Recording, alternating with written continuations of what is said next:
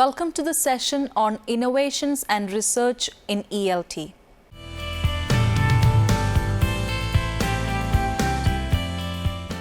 The aim of language teaching is real-world communication through the interactive process of comprehension and production.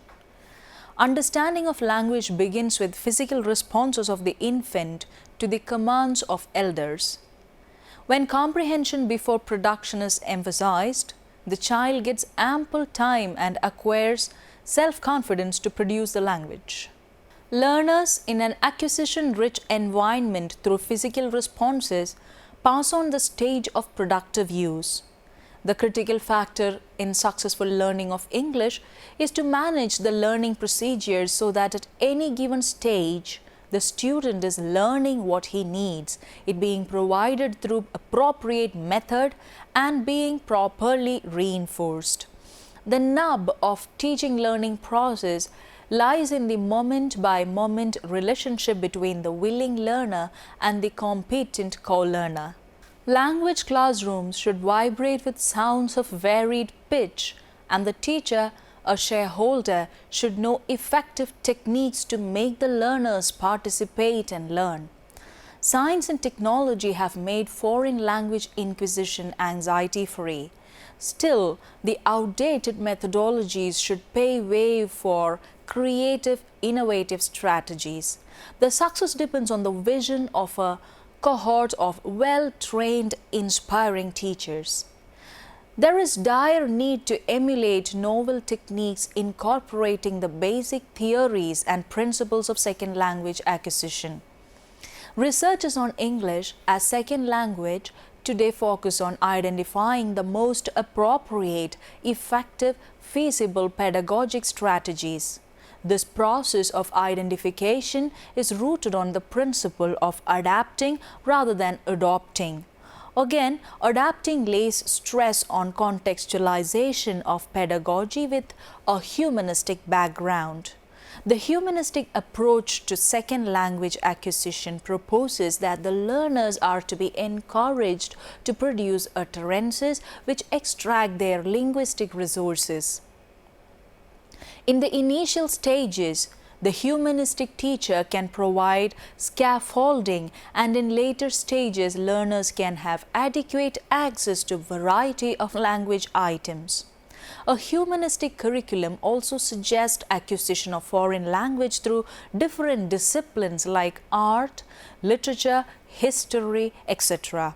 The classroom has to ensure each learner with the effective conditions, motivation, self-confidence and low level of anxiety.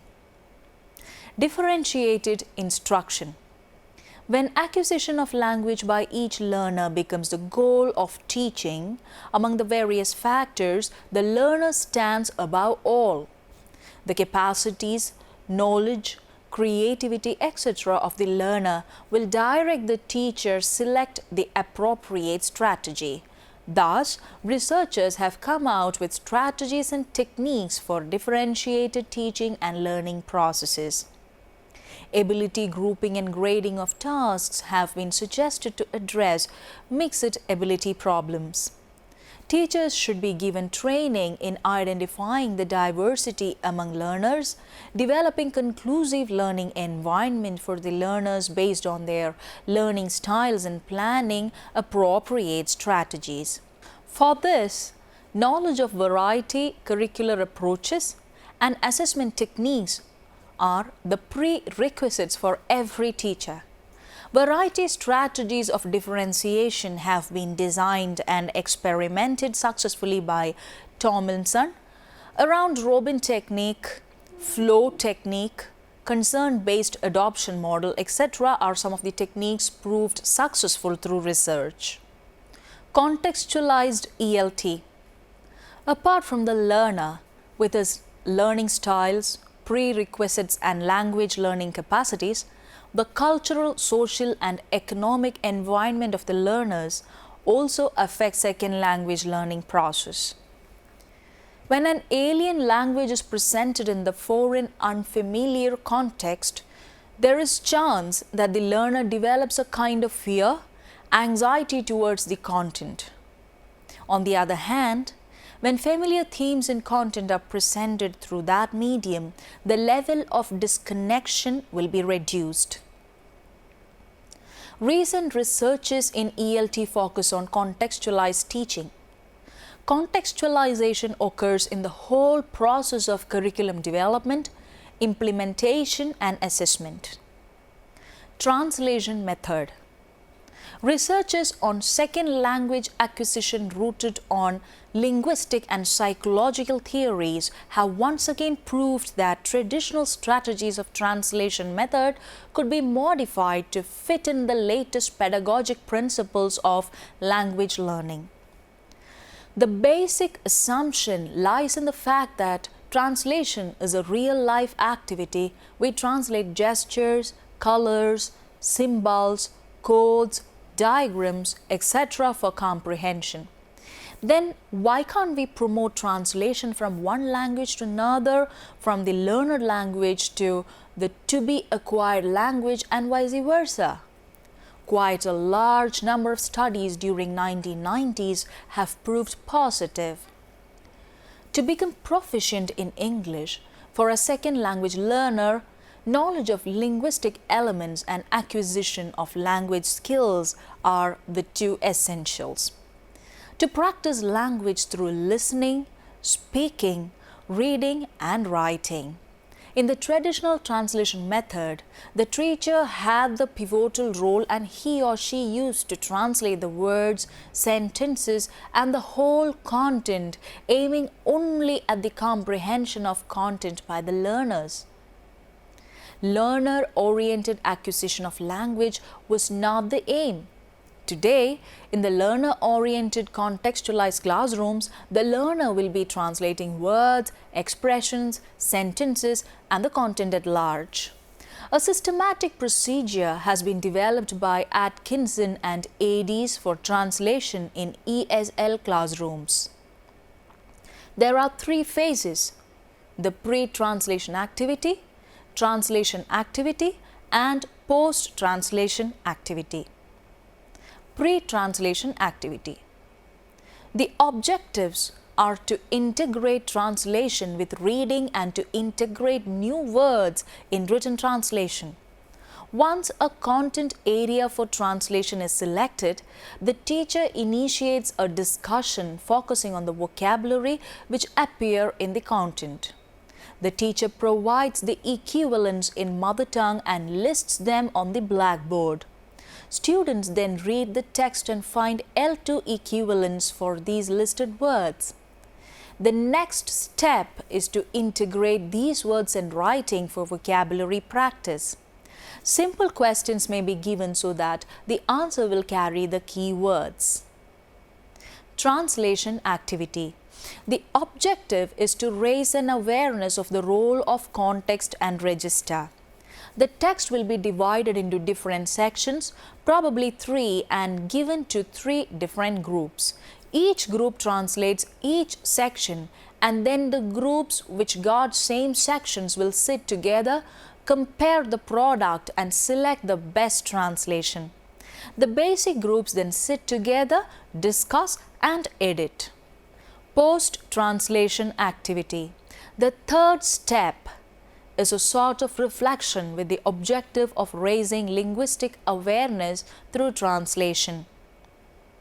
Here, students compare and discuss their versions and fill in a comparison chart as good, not too bad, good. Lexical approach. The lexical approach, as proposed by Scott A., was based on the assumption that when beginners in a language may be given chances to stick together pieces of language and to see some of the structures of language underlying in spoken communication. When the learner listens to collocation in use, that is in speech, they will learn and attempt natural pronunciation.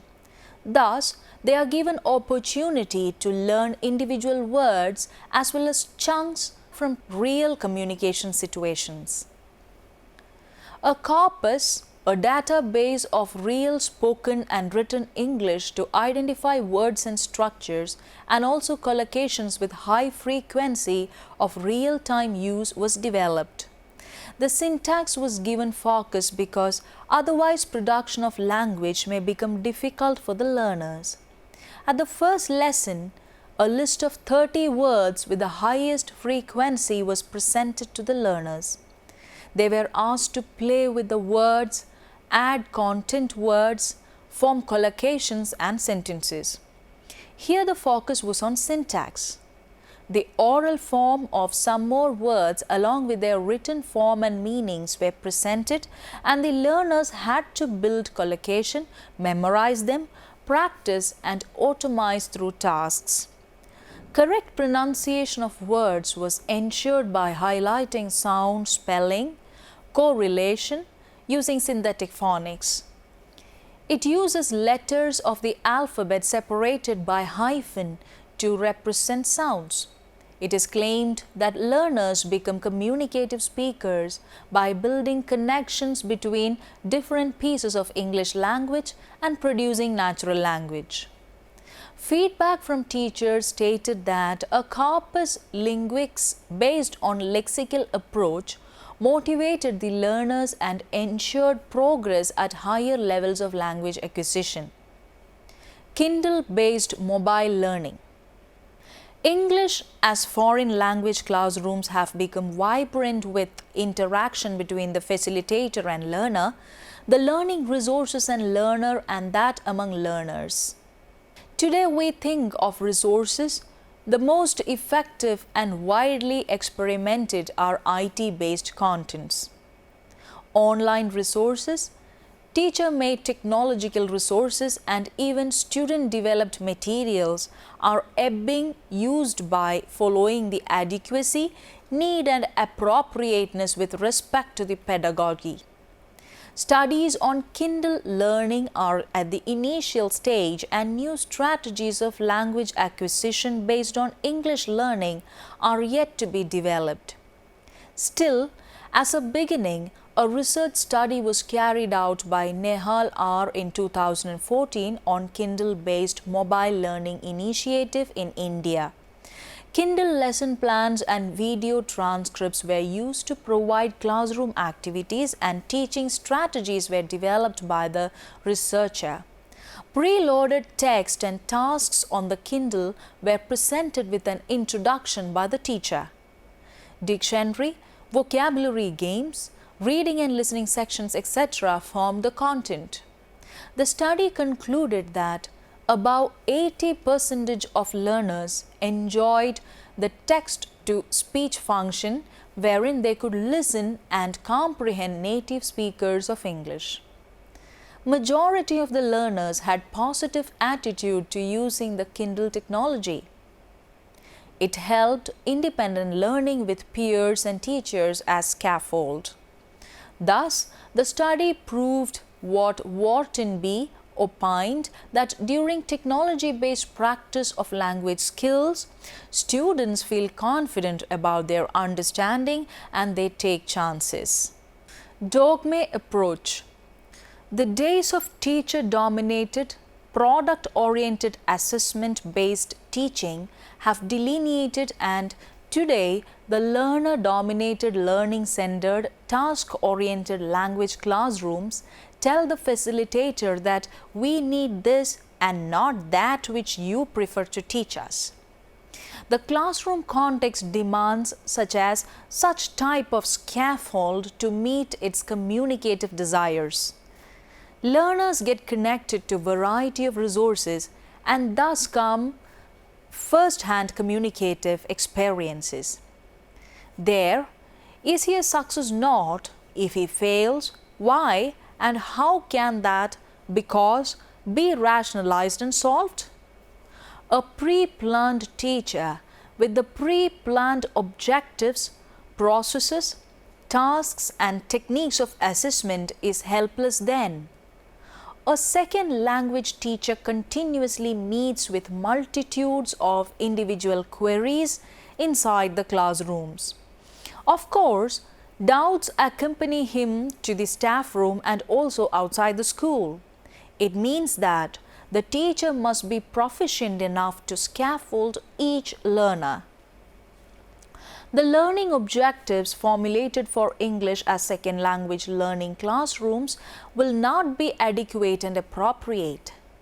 Apart from the overall general objectives, subject-related objectives, stage-wise objectives, grade-based objectives, unit-based and topic-based objectives, the teacher has to be vigilant towards the emergent objectives which turn up during the learning process. The objectives which are not pre-specified but identified during the process are termed as emergent objectives or implicit objectives. An interactive classroom always invites language created by the learners. Then, similar to the emergent objectives, original language emerges from the learner. This is the philosophy of teaching unplugged. A materials-light conversation-driven philosophy of teaching that focuses on the learner and on emergent language is the Dogme ELT developed by Scott Thornby. The philosophy of teaching unplugged calls for a series of activities that involve little preparation, requiring nothing more than a pen, paper, and people in the room. The principles of communicative approach, which doesn't recommend a prescribed textbook, are taken on loan, and conversational communication in the classroom context is promoted. The content is perceived in a different perspective by the teacher.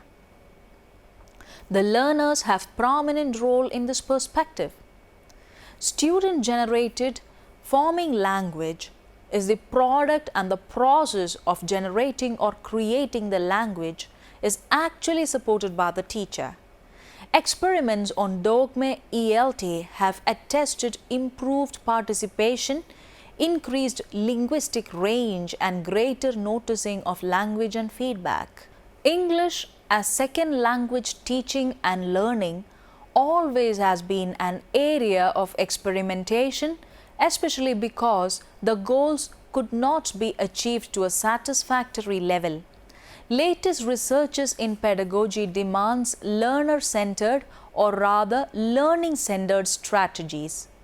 We have discussed only a few of such innovations. Every teacher has to innovate and experiment. It's time to summarize the session. The context of foreign language learning is influenced by various factors like the purpose, the nature of learners, learning environment, assessment procedures, etc. In the global context, proficiency of English is the essential feature in any educational program. Thus, we need to innovate, create, experiment and implement better and better strategies and techniques for English language acquisition. Teachers should take up this responsibility. A few areas of innovations and researches are discussed: the differentiated learning strategies, contextualization in ELT, translation reborn, Lexical approach and Kindle-based mobile learning approach. Before we attend the next unit, please try to answer some questions. First one, develop a plan of action based on the philosophy of differentiation for secondary level classroom teaching. Second one, suggest 3 areas in recent researches in ELT. Third, research showed that Kindle-based teaching helps English language development. Enunciate. Fourth, what are the phases in translation method? Some books for your reference. Differential Instructional Strategies, One Size Doesn't Fit All by G.H. Gregory and Chapman, 2nd edition, 2007.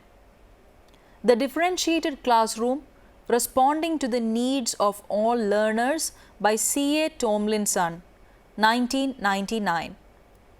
Teaching Multilingual Classes by D. Atkinson, Longman, London, 1993. Hope this session was enriching. See you next time, and until then, goodbye.